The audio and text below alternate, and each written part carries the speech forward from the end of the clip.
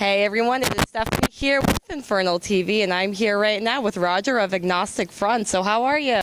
I am doing good, Stephanie. Excited to do this little interview with you. Oh, awesome. Now, you're playing a short run in Florida, going to a few different towns. So overall, how are you excited to play for the Florida hardcore scene?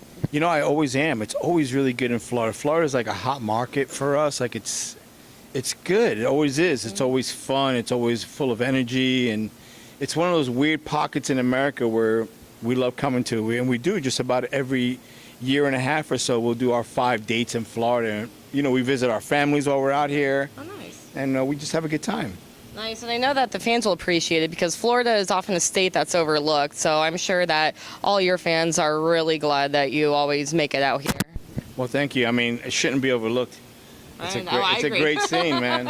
It's a great scene. I agree. Well, now, I mean, we'll go ahead and talk more about your book in a little bit, but you're also going to be doing a book signing in South Florida. So, I guess, do you think that you'll be interacting with the fans as well as, signing? Do you think that fans will have any questions for you or anything? They might, and that's okay. I mean, it's like a, it's like a Q&A. So nice. If they have questions, I'll answer them, of course, and of course interacting. And I'm going to be doing that at all the shows anyway. I'll be selling books at the merch stand and signing whatever they bring me, whether it's a book they bought or whatever they want to bring me. And plus, I have some stuff I will, our own books, my own books to sell too. So I'll be here. Interacting is what it's all about. It's what hardcore is all about. Perfect. And now you're going to be going to Europe shortly. So overall, how excited are you? Do you feel like Europe hardcore fans are any different than American, or what do you think?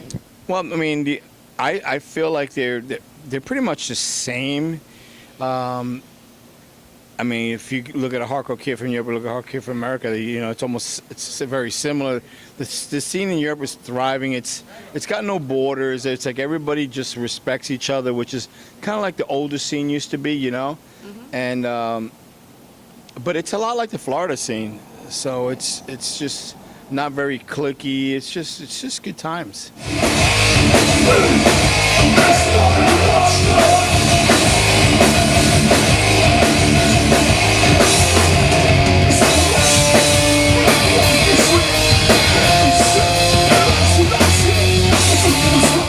Looking on your Facebook and kind of looking on the comments a little before in the interview, and I couldn't help but notice, whenever you would post a tour announcement, you had so many fans say, come to this country, come to this state, and so many fans from around the world. You've definitely left your mark on pretty much on the whole entire world. So how does that feel to have all this support from every single corner of the world? It feels great. I think the one thing for sure is I have to give a lot of credit to New York hardcore as being one of the hardcore scenes, primarily for American hardcore scene, has bridged the world.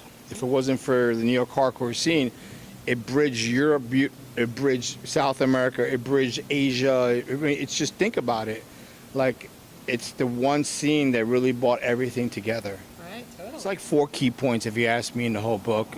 One of them is being the immigrant that I was coming to America from Cuba, being that young immigrant coming into a new world pretty much and learning how to adapt and, coming from a rough upbringing, making it through, then meeting the hardcore scene in New Jersey, New York hardcore scene is the next stage, in the band in Agnostic Front, touring with Agnostic Front. The third stage of the book would be my unfortunate, I like to say all expense government paid vacation, my unfortunate time I had to do behind bars, that talks about that. And then the last stage of the book, it's just who I am today. It's like learning from all the mistakes I've done and kind of recognizing each mark that kind of helped me get over something else to, just owning up to my mistakes and everything I've done wrong, but kind of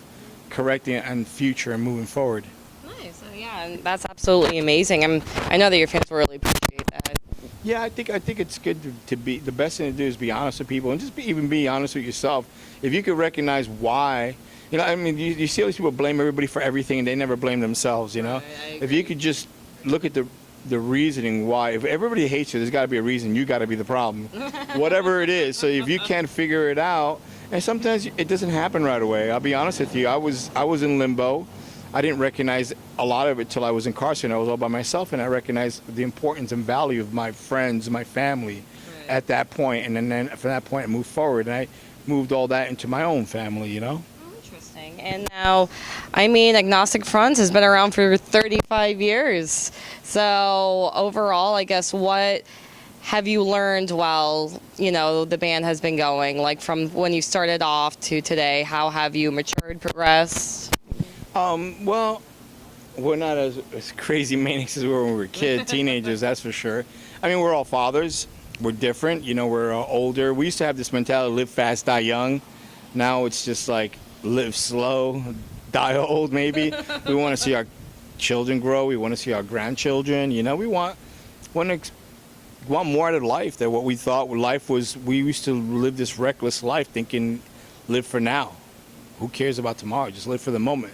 And now it's a little bit different, that's all.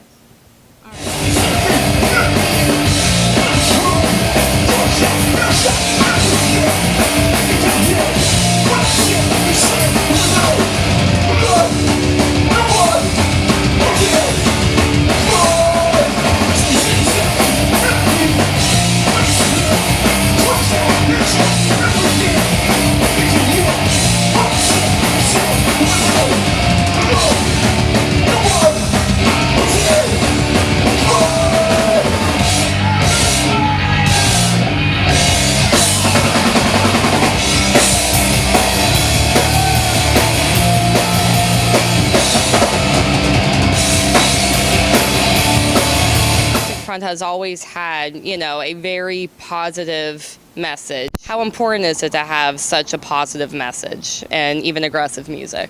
I think it's very important because, when I first got involved in punk music, it was a very negative message back then. If you think about it, it was all about kill yourself, fuck the world, fuck this, fuck that, we're going to apocalypse now, all this crazy stuff. And then comes along this newer, younger, hardcore punk movement, pioneering it was bands like Minor Threat, SSD Control, Negative Approach, and you got the Bad Brains and all this newer movement, Beastie Boys, Antidote, Cause for Alarm, Agnostic Front, all just with a different message, more of a positive image. Like, yeah, the world is a fucked up place, but we can either sit here and rot in it, or we could try to make something better out of it. And you know what? It wasn't about changing the world, because that's kind of a hard thing to do. It was about making a difference, and I've seen that difference. I think about the stuff that's happened from 1981 till today. I've seen that difference. Nice. So. And I mean, and we've even, touched on this topic in the interview, but I know, well, once again, I was scrolling your Facebook, and I saw Hardcore Lives, on your posts, and some of the fans were saying that and everything. And, like from your legacy as a band, the bands that came before you, the bands that are, still around today are forming, and, with all the fans from all around the world and all the different music scenes for all areas of heavy music and punk music. I mean, why do you feel like these genres are still very powerful and influential today? I think especially the hardcore message is it's always been more of a personal message. It deals with what I call social politics, just stuff that goes on with you on a day-to-day basis. You know what I mean? I think people could relate to it. That's what I think, and I like to hope so.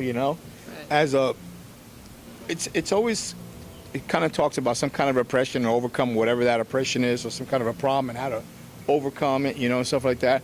I've always felt like the hardcore music always had, it was like a question and answer, but in a positive way. Okay, interesting. And well, back when I was scrolling around your Facebook, there was one fan who wrote a comment and said something like, "You all still rock." So what is your secret? I mean, you keep grinding and going at it to this day.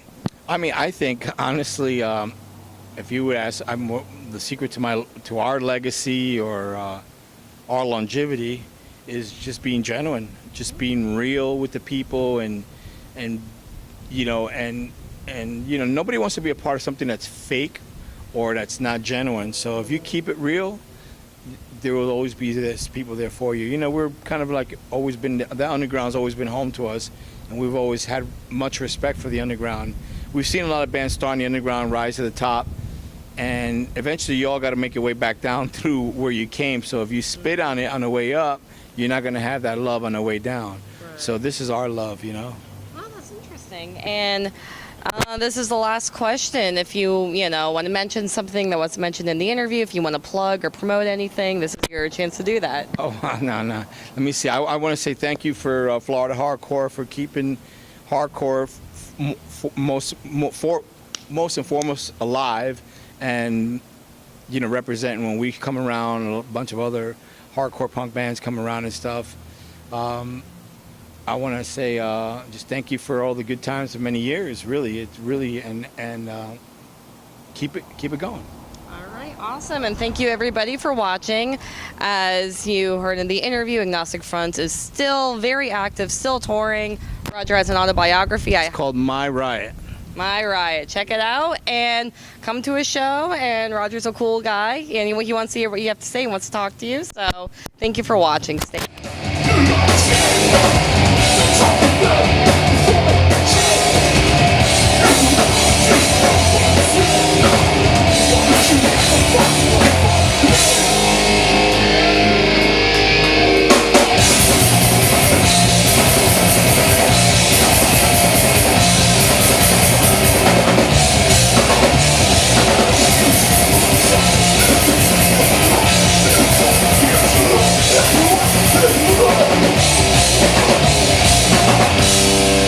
It's called unity.